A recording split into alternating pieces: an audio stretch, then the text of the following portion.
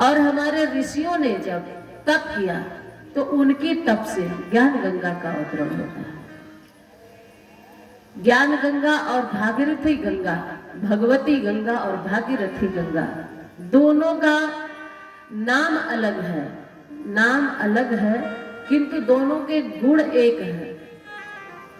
बल्कि उस गंगा से भी अधिक महत्वपूर्ण इस ऋषियों के मंथन से निकले ज्ञान गंगा को माना गया है।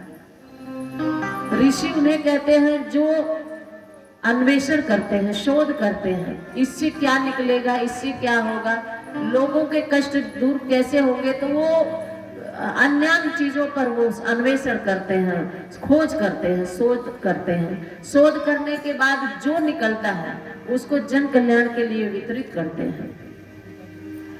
जो काम वैज्ञानिक करते हैं भौतिक क्षेत्र में, वही काम ऋषि अध्यात्म क्षेत्र में करते हैं। तो वैज्ञानिक जब शोध करते हैं तो वो वस्तु पर करते हैं, पदार्थों पर करते हैं। वो वस्तु और पदार्थों की स्थिति परिस्थिति को जानते हैं और उस पर शोध करते हैं, उसको बदलते हैं। और जब ऋषि करते हैं तो वो व्यक्ति पर करते हैं, विचारों पर करते हैं। वो व्यक्ति के विचारों को, बुद्धि को और व्यक्ति को बदलते हैं। ऋषि जब वैज्ञानिक जब शोध करते हैं तो किसी वस्तु पदार्थ जड़ पर शोध करते हैं, और वैज्ञानिक ऋषि जब शोध करते हैं, जब वो अन्वेषण करते हैं तो वो जड़ नहीं चैतन्य पर शोध करते हैं। हमारे अनेकों ऋषियों ने शोध किया, और ऋषि उन्हें कहते हैं जो रिसर्च करते हैं। अध्यात्म क्षेत्र में ऋषि रिसर्च करने वाले वैज्ञानिक को कहते हैं, और भौतिक क्षेत्र में उन्हीं को वैज्ञानिक कहते हैं। हमारे ऋषियों ने ऐसी ऐसी खोज कर डाली जो विज्ञान आज वहां पहुंच नहीं पाएगा। त्रस्त है वो वस्तुओं और पदार्थों को बदलने में, उनकी खोज करने में। जल और पानी को एक मिलाया, भाप बनाया, भाप का इंजन बना दिया, इसका इस पर हुआ। तो किसका बल्ब का आविष्कार किया, कितने कितने आविष्कार किए, कितने कितने शोध किए, दवाइयों का शोध किया, बहुत सारे। लेकिन हमारे ऋषि ऐसे सर्च किए, ऐसे शोध किए, जिन्होंने आज तक जिसे देखा नहीं है और जिसके बिना जीवन संभव नहीं है, वो उसकी खोज कर डाले महर्षि पतंजलि। महर्षि पतंजलि ने वस्तु पदार्थ नहीं, प्राण को खोज डाला। और प्राण जिन्हें आज तक कोई देखा नहीं, लेकिन बिना देखे मानने के लिए दुनिया का हर व्यक्ति मजबूर है। मानेगा फिजिक्स, मैथ, केमिस्ट्री माना की, तो उसी तरह प्राण को भी माना की, नकारा नहीं जा सकता।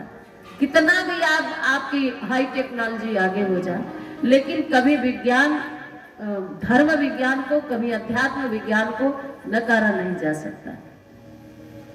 भाइयों बहनों, हमारे ऋषियों ने प्राणों तक की खोज की। महर्षि पतंजलि ने सर्च किया, शोध किया, अन्वेषण किया, और वर्षों वर्षों तक प्राणायाम किया। और प्राणायाम करके बिना अनाज पाने के, प्राणायाम, प्राण आयाम, प्राणों का आयाम, और वो वायु का अर्थात ऑक्सीजन लेते, प्राणायाम करते, और प्राणायाम करते करते 200, 600, 700 तक की उम्र तक वो लोग स्वस्थ रहे।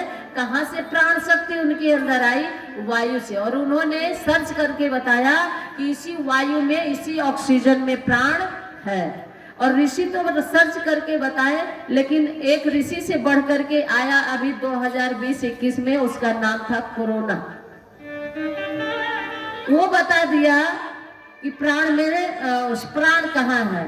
जब वेंटिलेटर पर पेशेंट ऑक्सीजन के लिए एरिया रगड़ रगड़ करके जब मरता था, तब सब लोग जान गए कि प्राण ऑक्सीजन में है, वायु में प्राण है। तो ऋषि सर्च करते हैं, तो इसी तरह से ऋषि मंथन करते हैं। जब कोई भी विपत्तियां, मान्यताएं और विपन्नताएं, कोई भी परिस्थितियां आती है, तो फटाफट ऋषि का ये पार्लियामेंट है, ऋषियों का संसद भवन है ऋषियों का। कहाँ? ऋषियों का संसद भवन है हिमालय में। और आज भी हिमालय में हजारों हजारों ऋषि उस पार्लियामेंट में बैठे हैं। और जब जब जैसी परिस्थितियां आई है, उन परिस्थितियों के हिसाब से उन लोग बैठक करते हैं, मीटिंग करते हैं और अपने अपने में वो सर्च करते हैं कि इसका समाधान क्या होगा। उसी तरह से कथाओं को भी पार्लियामेंट में पहले मीटिंग होती है कि कथाओं से क्या होगा, कथाओं से लोक रंजन होगा, कथाओं से लोक कल्याण होगा। तो फिर वेद पुराण पढ़ के लोग अपना कल्याण नहीं कर लेंगे क्या? बोले वेद पुराण, उसमें एक ऋषि कहते हैं नहीं नहीं, वेद पुराण तो 18 पुराण है, 18 उप पुराण है, करोड़ों जो है रामायण और गीता है, छोड़िए ये सब करने की क्या जरूरत है, लोग गीता रामायण पढ़ लेंगे और पढ़ के अपना कल्याण कर लेंगे। तो दूसरे ऋषि उस पर टिप्पणी करते हैं नहीं नहीं, हर कोई पढ़ नहीं पाएगा। नौतन हथियागढ़ में हर कोई गीता का श्लोक नहीं बांध पाएगा, हर कोई 18 पुराण का स्वाध्याय नहीं कर पाएगा। तब चौथे ऋषि कहते हैं तो फिर इन लोगों के लिए क्या करना होगा? बोले इन लोगों के लिए इन पुराणों की व्याख्याओं को सरल बना करके, उनके लायक बना करके, उनके आगे किसी के माध्यम से परोसा जाएगा, तब वो उससे उनका कल्याण हो जाएगा। तब ऋषियों ने सर्च करके ये कथा बनाई। कथा मनोरंजन के लिए नहीं, कथा लोक रंजन के लिए है। और कथा से हमारा ही जो सुनता है उसी का नहीं, कथा जिसके जीवन में उतर जाती है उसका जीवन बदलती है। और जब एक व्यक्ति का जीवन बदलती है तो उसे देख करके उसके हजारों हजारों अनुयायी उसके पीछे उसके अनुसरण करते हैं, उसको उसके फॉलोअर हो जाते हैं और उसको फॉलो करते हैं, तो हजारों हजारों को बदल देती है। कथा सुना था कोई एक, 2 शब्दों का सत्संग सुना था कोई एक, जो रोज लोगों को रास्ता चलना दुभर हो गया था, एक ही सुना और 2 शब्द सुना कथा का। वन में जंगल में जाते लोग, जितने लोग जाते, कुछ रहे या ना रहे, सबसे पहला काम उसका था कि वो मार करके उंगली काट लेता था और काट करके उसकी माला पहन लेता था, और जो कुछ माल रहता था लूट लेता था। जोर जबरदस्ती कोई करता कि नहीं देंगे तो वहीं खत्म कर देता था। करते करते वो उंगलियों की माला, वो 108 दाना हमारे माला में होता है, अभी उसके में बचा था, 108 नहीं हुआ था उंगली। उतने में एक कथावाचक ऋषि पहुंच गया, सत्संगी पहुंच गया, और उसके साथ भी वही व्यवहार हुआ। चलो उंगली काटो, माला पहनो, जो है माल पानी दे दो। देवऋषि नारद कहने लगे तुम मेरी सभी की सभी उंगलियां काट लो, सारे धन लूट लो, बस मेरे 2 शब्द केवल सत्य के सुन लो। सत्य के 2 शब्द, सत्संग का मतलब होता है सत्य का संग, जहाँ जो सत्य बोलता है उसके संग में हो जाइए, वो सत्संग है। ये कथा पाठन करना, ये माइक लगा के चिल्ला चिल्ला के प्रवचन करना, ये कथा सत्संग नहीं है। ये तो इसको बताने के लिए कि सत्संग है क्या, इसे बताने के लिए ये आप लोगों को एकत्रित किया गया है।